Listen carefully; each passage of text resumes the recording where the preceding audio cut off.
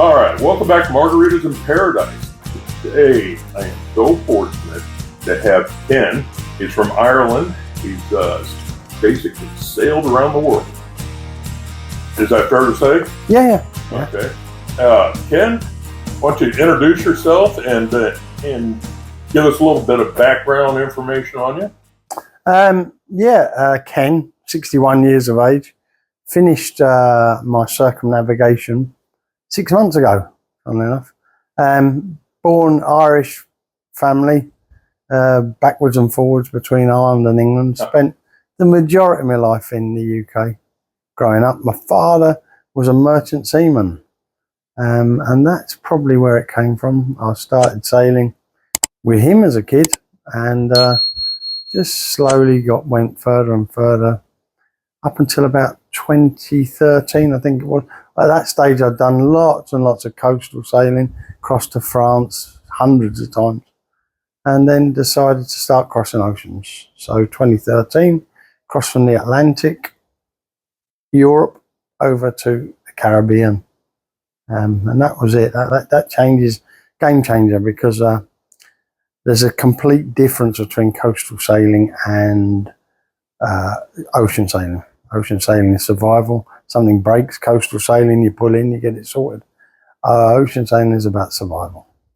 So you mentioned right away that you're sailing in survival mode.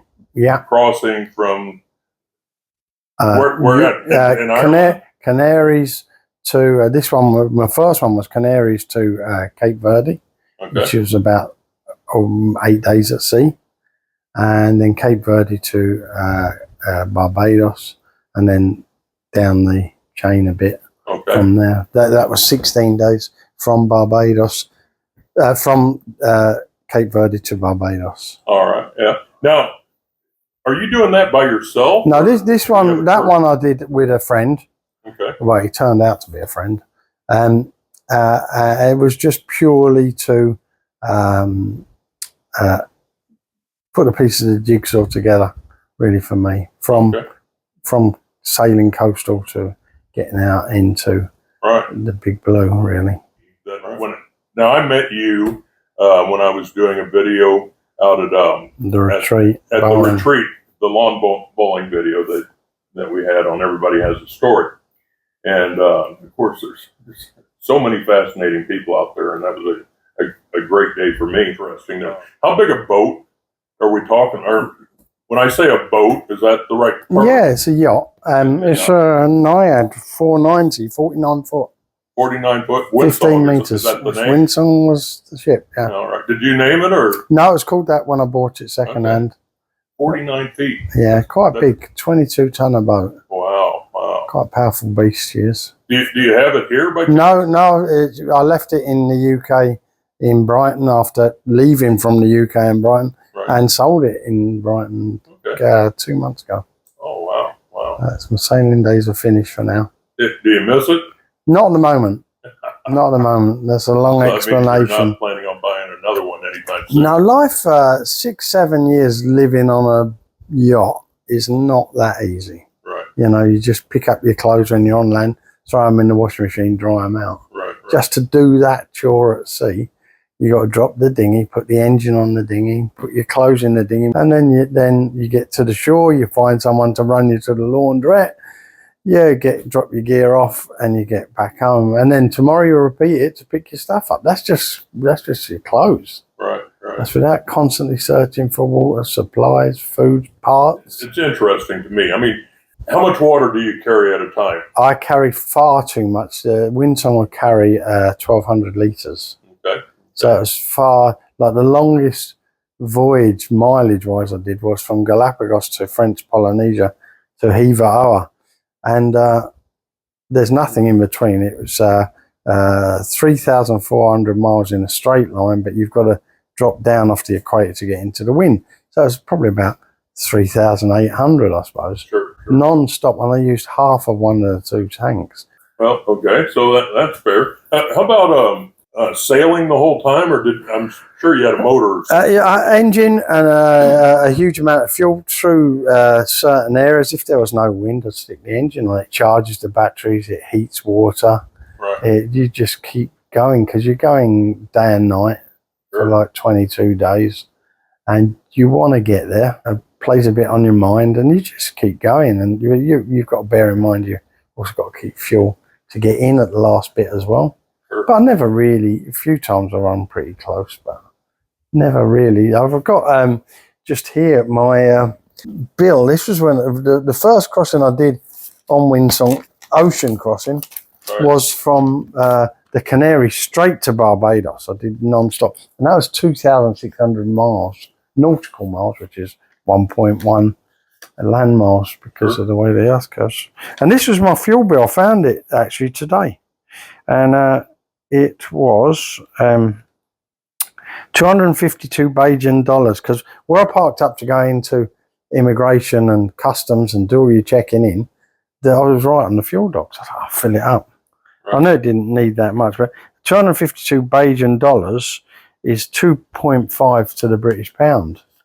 So it was £100 of diesel to do 2,600 miles. Wow. It was cheap. Really good winds, but there you go.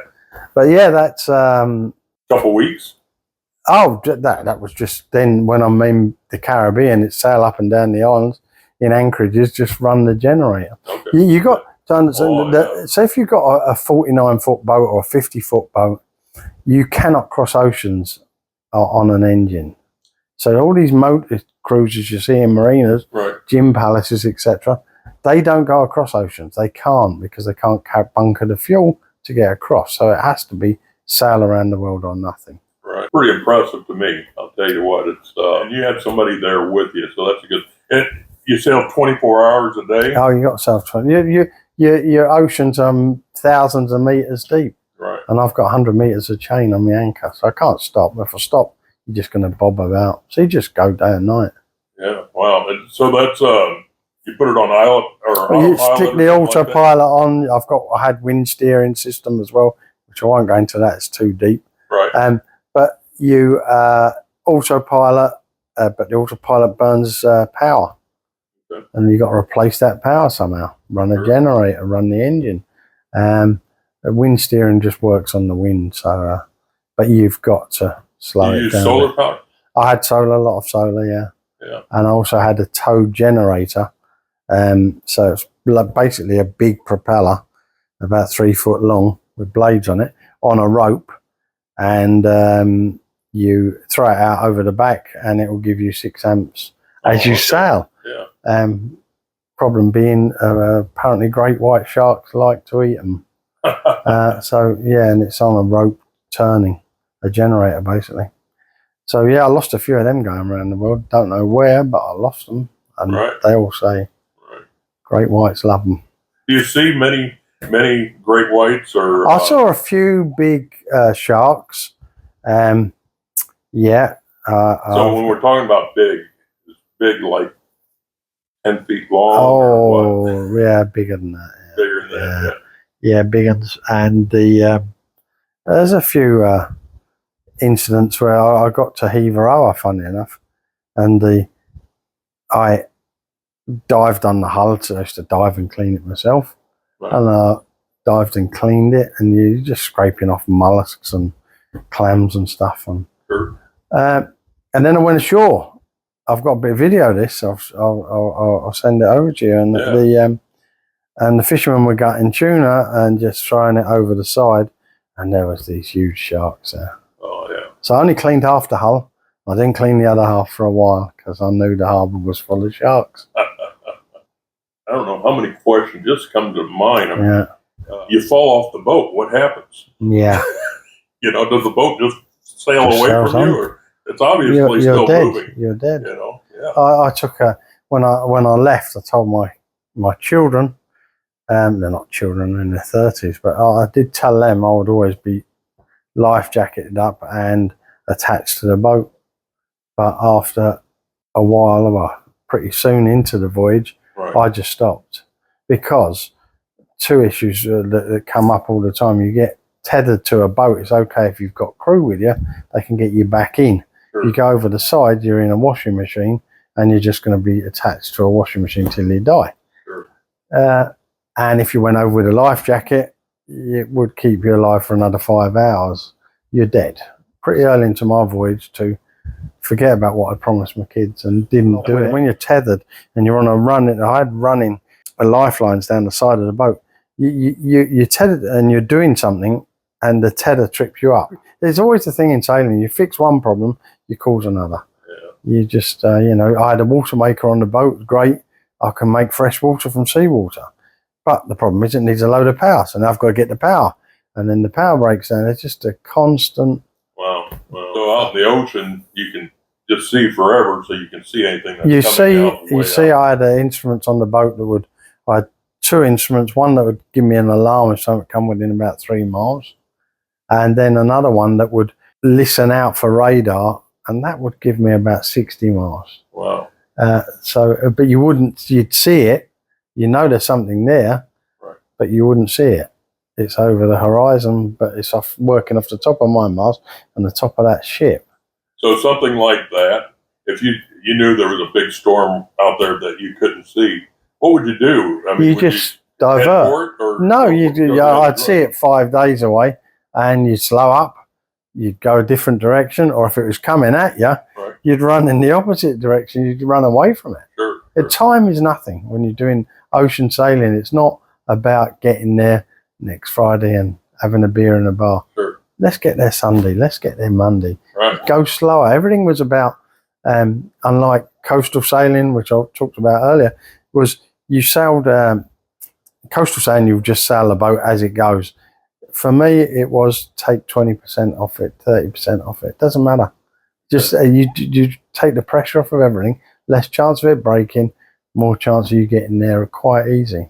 Right. So you do an ocean crossing, it's going to be 2 weeks, just do it over 20 days. You've got food, you've got water, you've got no issues. Right. Just take the stress out. It's when you put the stress on boats, racing yachts, you see it all the time. Sure. Sinking, hitting reefs, all that, you just... Yeah, it's pretty interesting. What were your favorite places that you traveled to? Oh, wow. I got stuck in Indonesia for 20 months with COVID. Wow. That was a very interesting place, Indonesia. Australia was my biggest disappointment. Really couldn't stand it. Actually, just walked into immigration and said, right, check me out. I'm going tomorrow. I'd sailed into Cairns and down the Barrier Reef, absolutely stunning, and down to Thursday Island at the bottom. And I was going to go into Darwin and then on to Indonesia. I just checked out in Thursday Island. It just rules everywhere. And I'd spent a year in the Pacific, and there's not a rule to be had, you know. It's like I went to check in French Polynesia and the French, and they just went, oh, we're having lunch, come back tomorrow. Went back tomorrow, oh, we're busy, come back. It took me 4 days to check in. They didn't care. And then life is just so laid back, and you had this all the way across the Pacific. And then I got to Australia, and it's like living in London. It's just like, there's a rule, you can't do that. You can't do that. You can't. I had in Colombia, I went and found Pablo Escobar's brother, Roberto, and spent some time with him. And I had in the front cabin a picture of me and Roberto signed, but I had it on Velcro for a reason that I could rip it off, stick it under a bunk when I got customs immigration. I didn't want them to see me with one of the world's biggest drug cartels. I was going to ask you that. Yeah. You're talking about, well, in Australia, it just blew. When I got into Cairns, like you're getting tracked 400 miles out. You get a spotter plane over you every day, telling you the rules and the regs. Before you get there, you're not allowed to contact with anyone. You're not allowed to go near anyone. Loads of this. They anchored me out in the river, and then in the morning they called me up on the road and said, right, we're ready for you. So I went in. I'm on my own and I've got ropes ready and fenders ready down the side of the boat to go into the quay. And there's like 14 people there waiting for me, 3 dogs. It's just me, you know. Right. I've just come from Vanuatu. It's like, that was it. And that was Australia. But I've gone and found Pablo's brother. The one of them come up and said, who's that guy downstairs? I said, it's Pablo Escobar's brother, Roberto. Well, how did you meet him? I went up to Medellin, flew up from Cartagena, because I was there sitting out the hurricane season in the Caribbean. and flew up, said to my kids, I'm going up, I'm going to try and find Pablo's brother. Knew he was up there. And then after many trials and tribulations, got thrown out of a few taxis, very diversive. Right. You mentioned the name, people open. I had taxis kicking me out on the side of the road. Wow. And then I just got in a cab one day and chatting to this young lady. Rung up Roberto, and Roberto's only question to him was, he didn't know that time I was sailing around the world, but he just wanted to know, was I American, for obvious reasons. That was it. And he said, no, he's Irish. That's interesting. Yeah. That's interesting. And it was one of the amazing places was Tonga. Really, Tonga. it's just wild, and just everything was just nuts. And I realized, because there wasn't anybody here, that all the trash that was on the beach every morning was coming from the ocean. Yeah. Okay. What's the situation out in the middle of the ocean? It's everywhere. Really? It's everywhere. The worst you'll see is sort of around Indonesia was incredibly dirty. Really? I mean, couldn't explain. In the marina, because I was stuck there for 20 months, occasionally the tide would surge it in.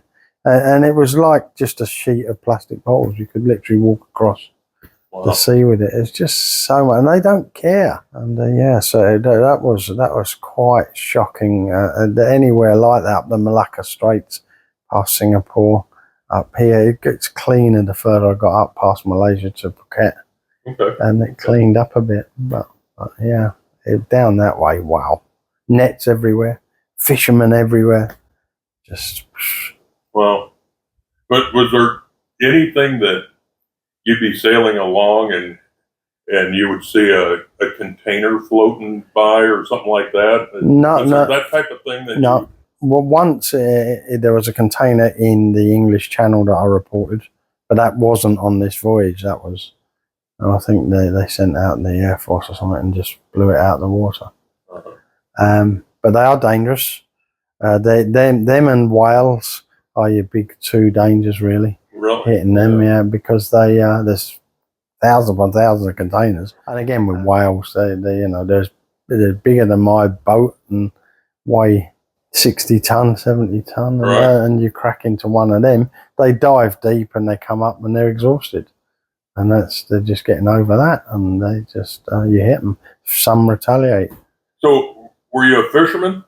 I did fish a couple of bits. Go back onto the whales. I got as far as the Bay of Biscay, getting down to Spain, and I nearly hit one. A fin whale come up alongside me, and they're about 20 meters long. They're massive. Wow. And I just missed him. So that nearly put an end to. That could have put an end to my voyage. Fishing, you're right. Fishing. I had quite a big boat and plenty of food and pastas and rice and stuff like that. You can live forever. Fishing, I did do a bit. I did more when I was on doing big long crossings with other people. Fishing on your own is very dangerous. Because one, you're going to the edge of the boat to pull a fish in. Right. And two, you don't catch fish that big in the ocean. You catch big tuna that way. Wow. 30 pound, 40 pound, they're just going to feed you forever. But the thing is, you've got this fish on a big hook jumping around, and you've got to dispatch it. And if that hook goes in there and you're out on your own, you've got to get it out. Yeah, I never gave that a thought. Yeah, a lot of sailors go as far as taking their gallbladder out before they go crossing oceans. I didn't, but a lot. You see other boats out. Yeah. In the middle of the ocean, right? Yeah. Are you talking back and forth? Not really. Your concern is piracy. Did you ever run into that? Yeah, I had that, a bit of it. The African coast, I was followed a bit. So for pirates, just take out the word piracy and take out the word pirate and insert fishermen. So when you see boats out there, they're generally fishermen. Sure. I was followed mid-Pacific. I was in contact with search and rescue in the UK on a satellite phone. I was followed for 4 days by an Ecuadorian fishing boat. I've been to Ecuador, and it's very poor. It's in a bad way now, apparently. Sure. So the iPad that I've got will be more money than they've probably seen in most of their lives. You know, if you're talking to someone, they could be just trying to find out information. Are you a solo sailor? Are you? Is there 4 years on the boat? Very rare. I would respond. I would just crack on and try and get away from them. But yeah, that incident was not nice. For how long? I've been here 7 months. All right. And prior to that, did you have experience in Thailand? Yeah. I came in my about 20 years of age in a pub in London with my brother and a mate. And Wick as well done this quite famous program on Thailand and Pattaya. And we looked at it, and we looked at each other, and 2 weeks later we were here. It's just like, let's go and see it. It was nuts. In them days. And then I came back, you know, my marriage went, and I came back for a break after that, and I sailed past Phuket, having been there before on holiday, just at COVID time, and I was shocked with Phuket. It was just, it changed so much since I was there about 10 years prior. Are you retired now, or? Yeah, finished, well, nearly, very close. Just tidying up a few bits back in UK. Okay. A couple of companies. Are you here on a retirement visa? Yeah, here on retirement. You ended up getting your retirement visa. Is this something that you did by yourself, or did you? No, I went to Mott Services. Yeah. They've done everything for me. It's so easy. Give them a bit of money and just do it. Right. 2 driving license, bike license, car license, visa. I'm with you 100% on that. Yeah, I just can't see how people try to go and save themselves £20.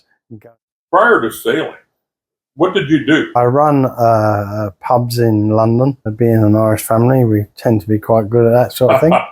And then the property market in London, pubs are big buildings, car parks out the back. That business was dying slowly, and it does every year, sort of drops 8%, and it's only grey-haired old people like me that drink in bars, and you add these big lumps of property. So let's just get planning for in the car park for some houses. Done that. Right. Sold that land off, and in the meantime got planning through the pub for apartments, renovated that, kept them and rented them out, and just this thing selling a bit and building a bit, and just ended up with a property portfolio, and it's all right. That's it. It's enough for me. Yeah, fantastic. So now your kids, are they into that business? No. That's all done. 2 of my brothers have sadly died that I built it with. Just got one site to sell now and divvy out some money. And then my son, not long before I went off sailing, I built a company making car keys for vehicles and programming them to vehicles. So that's quite good. He does quite well at that. Yeah, fantastic. That behind. Now, did you say what part of Ireland you're from? Family all Dublin based. Yeah. Dublin. Okay. Yeah. I've been there. Biggest city in the world. It keeps doubling and doubling and doubling in size. I claimed it. You came to Thailand, and you're in Pattaya. Yeah. How did you choose Pattaya out of everywhere you could go in Thailand? I knew I wanted somewhere warm. And having sailed a boat or lived on a boat for 7 years solid, you're constantly doing maintenance. Oh, I can't sit still, so let's find somewhere. It's Asia, and it's somewhere with lots to do. Sure. So found a bowling club, started there at the retreat, and go biking on my motorbike with a gang of guys, and go walking football, and there's a swimming pool and gym at my condo. So there's plenty, it was somewhere to do. So I spent the COVID period in Indonesia, Jakarta, and there's nothing. Wow. There's just very little expats there. Really? It's a very small pond, so there's nothing like bowling, biking clubs, and there's nothing. Right. And the transition, again, with Mott's, it was like £1,000, and it was my visa for 15 months, car license, motorbike license, bank account open. Just done. Give them the money, and then kick back and enjoy it. And easy. I booked a hotel for 3 weeks, thinking, right, I'll find a condo, get my visa, get everything. So within 10 days, I'd found a condo, done all my stuff with Mott's, and I walked out of the hotel a week earlier, and like didn't get me money back, but my life would just change just like that. And you live on this side of Sukhumvit, right? Yeah. Okay. Well, it doesn't matter where you live at. Yeah. If you found a condo, do you have sea view? No, it's right in the centre, and it's overlooking the swimming pool. Okay. Quite pleasant. Yeah, but you enjoy it, right? Yes, I don't need to look at the sea. I lived on it for 7 years, and that's not really a massive thing to me. But just a nice view from the condo, that'll do. Like my mates on the motorbikes, they'll go off to these lovely beaches, and I go, "Do we have to?" It's like, yeah, but look at the beach. I looked at them beaches for 7 years. Yeah. I don't need to look at them. So that's a great point. Really, Ken, that's a great point. You think about it, I always say, why live on the beach if you can't see the beach? But you've lived in the middle of the ocean looking at beaches from all over the world, that's probably not as important to you. But looking at a nice pool, maybe a bikini, the scenery in general, and the peace and quiet and that sort of thing. Yeah, and for me as well, I haven't had the buzz of a city, donkey junks. So it's like living in the middle of Pats. It's fine, get out, the buzz, the nuts, all the crazy stuff that goes on, drunks down the street, walking home half clothed, and you just, that's something. Are you still in tourism mode, or are you in no, I'm in retiree mode now, looking for a condo, piecing things together and just clearing out my old life. So it wasn't hard to move here because literally on the boat I just had shorts and t-shirts.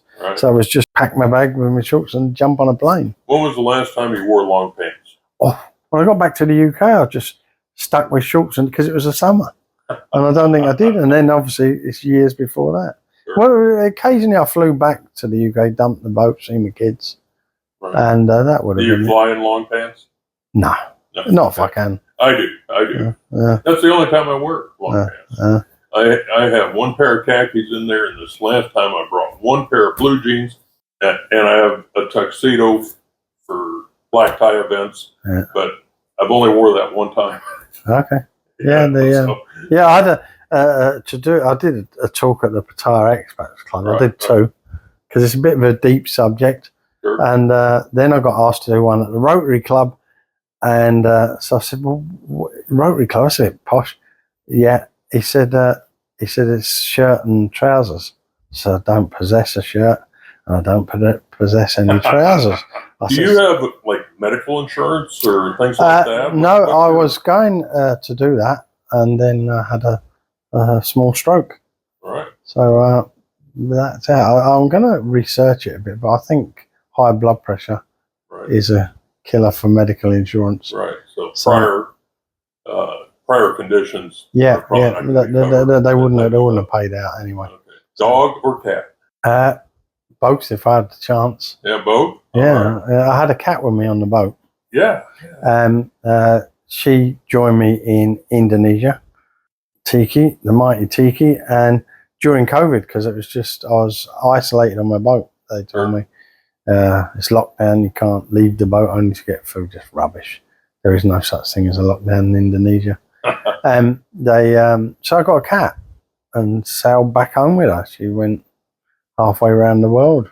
Living here in Thailand, I get asked this question quite often about transferring money from somebody's on a pension or something from their home country. Do you have any recommendations on how to transfer money from wherever you're from to here?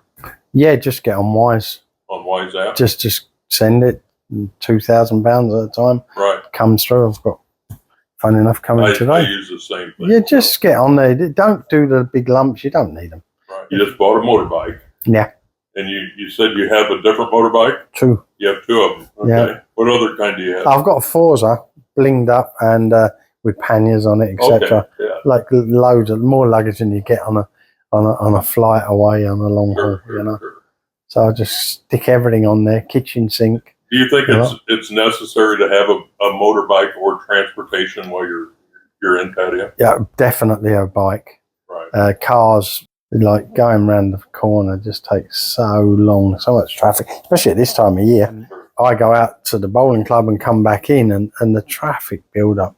And on the bike, you're there in minutes. Right. You've got to have a bike for the city. So I've got the smaller bike, which I came on today for the city, and the bigger bike for going touring the country. Right. Yeah. Ford or Toyota? Here, definitely Toyota. Right. Right. Anything that's built local.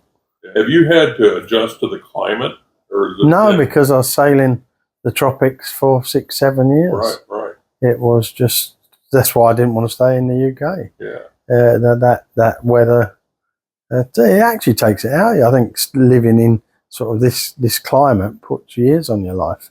Whereas, there's no bad back. If I went back to the UK, I'd have a bad back within weeks, and knees would start hurting, and I've had a hip replacement that would start giving me some. It just gives you that little bit of.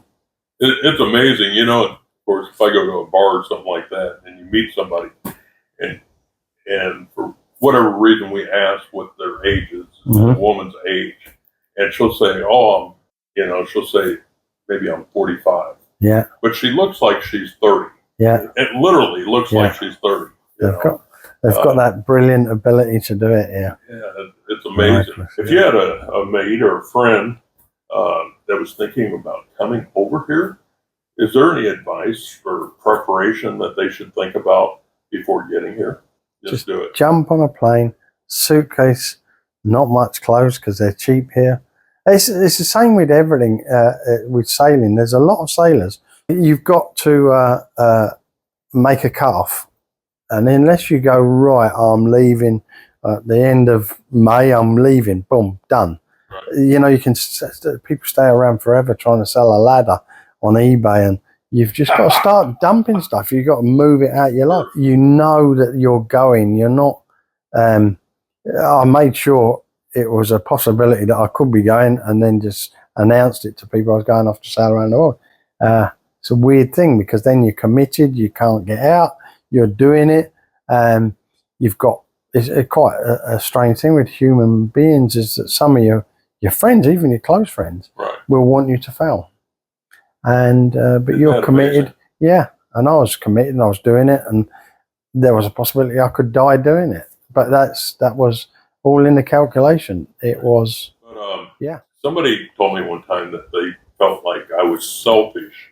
I was only thinking about myself. Yeah, I had that. At one time, I felt like I was almost a prisoner of my possessions. Yes. In the U.S. It was time to let go. Yeah. Yeah, it was liberating when I was cleaning out garages, and rather than stick it, because you can be forever trying to get it off, sell it online, and then the guy wants to come on a Thursday night when you're out to pick it up, and just for like 10 quid, and it just goes on, and it can go on forever. Sure. Beer or wine? Beer. Right. Beer. Always just drunk beer. These are never hard spirits. Never been hard spirits. Okay. Never smoked. But beer is a passion. I like brewing beer as well. Do you have any recommendations as far as accommodations here in Pattaya? You have a choice of living on the dark side, for instance, or you can live here, and you could stay in a house or a condo. What do you think? I just got into a condo. It's nice and easy. So easy to keep clean. Swimming pools downstairs. Everything's done. It's automatic. It's canned, really, that. House is going to be a house, cutting grass, etc., or hiring people. Sure. But it is quite amazing when you see the cost of rents. Like there's a couple over the dark side. They've got a lovely little 1-bed house, kitchen, bathroom, bit of a front porch and that. And they're paying $6,000 a month. And it's just like 10 minutes away. And you just think, I wouldn't mind living here, actually. It's just, it's just gobsmacking at times when you find some of these properties and the cost of them. And affordable they are. Yeah. At the moment, I'm a lot more expensive than that, but I'm banging the centre of Pats and walk out the door and it's all there. Right. The buzz, you pay for it. But it's here, but you got to just go and find them, and they are there. People like, what's 6,000 baht? 130 quid a month in rent, and there's no heating bills here, and there's no bit of electric for your AC, and it's nothing compared to the rest of the world. I know you're very active in the area, bowling, and you have a motorcycle group and that type of stuff.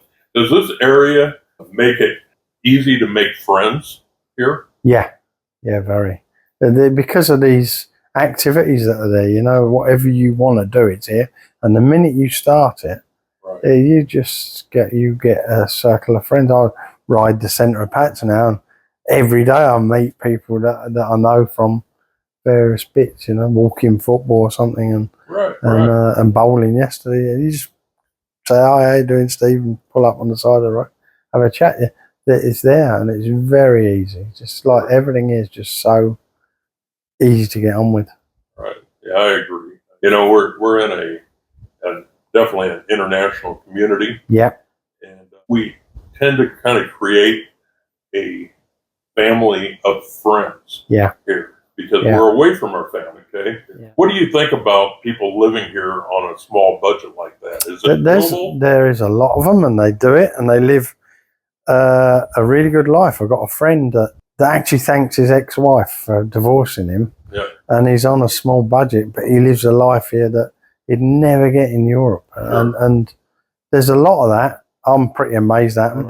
You know, I can't do that. No, they just...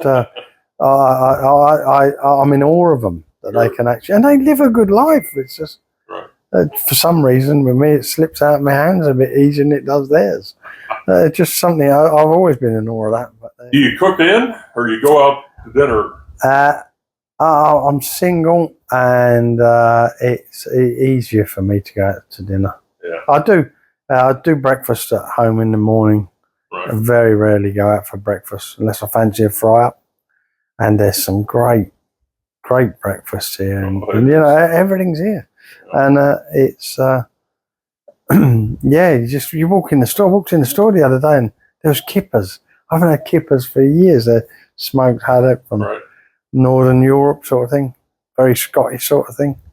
And just wow, I'll have kippers tomorrow. It's easy. But it's there, and. Yeah, but very cheap. Yeah, and so eating out is so cheap if you want it. Thai food is for nothing. Can you eat Thai food? Yeah, love it. Oh, yeah. How about spicy? You like spicy? Give it to me. Yeah. Yeah, fantastic. Yeah. Well, do you have Marmite? Yeah, we have Marmite. Saline. It's the vitamin B10, I think, in it. Mosquitoes don't like. Really? Yeah, a Dutch sailing friend told me that. So all around the world I had it, and I didn't have too many issues with mosquitoes, funnily enough. Never got malaria. There's a good tip. Never got malaria. Might be wrong, but he swears by it. And he still works on tugboats now. I still haven't tried it yet. But I know you can buy it at CM Berry on the dark side, the expat store. Okay. What does your typical day look like? I get up in the morning fairly early, do my ablutions, nip down, have a swim, back up, have my breakfast, and then what's happening? It's like today is tomorrow's Tuesday, so that'll be bowling, and probably nip into the gym for a bit, and then Tuesday night, there's the bike club's got on because there's a massive bike. Barupa, yeah. Starts on Wednesday. It starts on Thursday. But there's always something here. That's the thing. Every week there's something here. I think in a couple of weeks we've got the beach football in John Tip. So there's that, and then Thursday is what's on Thursday. I've got something to do every day, and no spare time sitting around looking at movies. Just don't do it. There's always something happening. And the weekend I'm going to go off up north on my bike again. Yeah. And but there's some. Wednesday I've got a mate coming over who's over here from London. So I've got a mate. So there's always visitors as well. Oh yeah. If you had the power to change something, is there anything that you would change? I'd change 60-year-old men walking around with English football shirts on. There's loads of them. You don't get it in the UK, but they seem to come here and have to wear their local football shirt, and at the age of 30 it should be illegal after that to put a football shirt on. You just don't look right. And like, just why is a 60-year-old bloke sitting in a bar with an Arsenal shirt on? Just like, why are you doing that? Who cares? Like, you know, just for you. So I get that. Yeah. Okay. I'm that guy too. Yeah. I have, in this wardrobe, I have 20 Kansas City Chiefs jerseys. Okay. And normally, I'm wearing this shirt for this interview. But because my team's going to the Super Bowl, isn't it? On Monday, isn't it, for us? For the last month, I've been wearing nothing but Kansas City Chiefs. Okay. Kansas City Chiefs shirts, they probably hang on you like a T-shirt. But a football shirt is for a honed body. Yeah, it's a slim fit thing that a 30-year-old kid looks really good in, muscled up and toned up. These 60-year-old guys sitting in these figure-hugging sort of shirts just do me head in. And they don't do it at home. Why you don't do it at home? You do it here in Pats. Why? Do you speak any Thai? No, virtually nothing. Nothing. Okay. No. You have family. Yeah. Any plans for has your family been here? No, my daughter's coming in a month, funny enough. Oh, yeah. She's coming out, my granddaughter. I'll pick them up at the airport. They'll have a whale of a time. Oh, sure. I've given my granddaughter a list of stuff, that tourist sort of things that she want to do. Absolutely. Elephants, tigers, there's a sheep farm, the Buddha on the man. There's just so much to do here. And she'll just have an absolute ball. I know she will, but. You know, this is one you probably won't even think about. I had some friends come here, and there's a bee farm. Yeah, and I've been past it on my bike.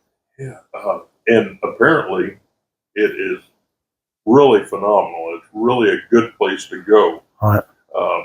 What do you think is one of the best decisions you've ever made in life? Oh, wow. Personally, it was getting out of the pub game. What's that? Getting out of the pub game. Okay. And turn it into property. And no regrets. Right. So the rest of it is there. This one to come to Thailand will take a while to brew, I suppose, and get to the end product. But yeah, sailing around the world, I look back on that and it was just an incredible experience. Sure. And something that was, I was thinking about it yesterday. It was tough financially.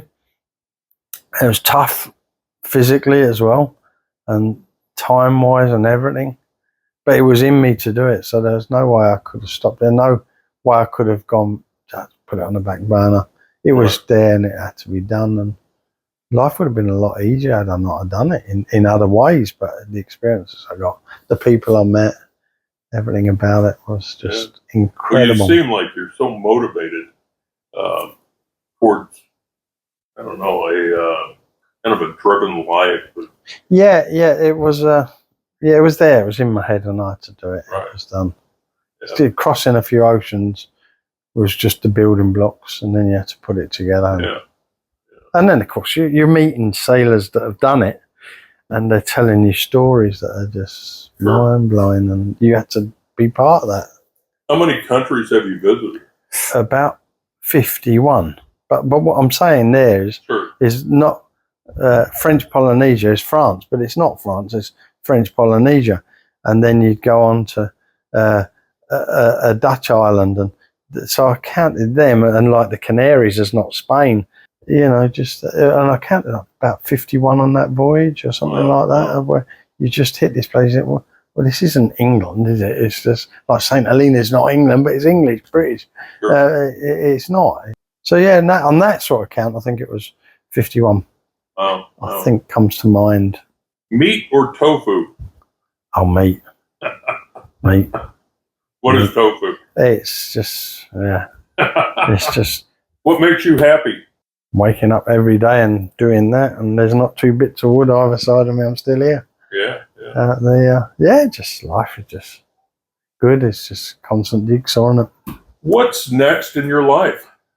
I'm gonna. I bought a bike just to tour Thailand and Cambodia, wherever I can get across a border from here and back safely. I'll be interested to hear about that. Yeah, sure. I did one last week. I was up at Udon Thani, up on the border with Laos. Right. But apparently you've got to do your paperwork before. So I'm going to ride all 4 borders that Thailand touches with Cambodia. I'm going to do the whole time going this, after this weekend, I'm going to run up and dive into the national parks. Desperate to see some wild elephants. Right. Yeah, I've seen loads in Africa when I was sailing down the coast, African elephants, and obviously these are a bit smaller.